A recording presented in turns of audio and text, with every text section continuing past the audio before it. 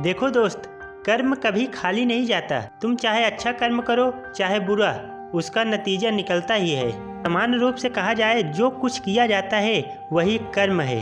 देखो दोस्त, कर्म शब्द का मतलब केवल कार्य से है। एक मनुष्य का जो चरम लक्ष्य होता है वह ज्ञान लाभ होता है।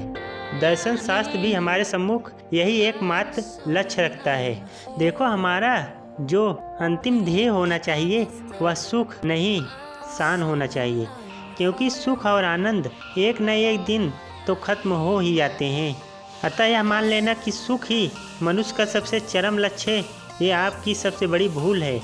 जो अधिकतर व्यक्तियों का दुख का कारण होता है वह यही होता है कि वो मान बैठते हैं कि उनका चरम लक्ष्य केवल सुख ही होता है।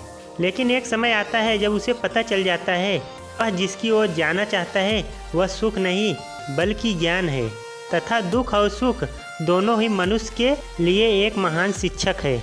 और एक मनुष्य को जितना सुख से शिक्षा मिलती है उतना ही दुख से भी मिलता है। जितने सारे सुख और दुख आपके जीवन में आते हैं वो चित्रण बनाते जाते हैं और आपकी जो ज्ञान की क्षमता है वह बढ़ती जाती है।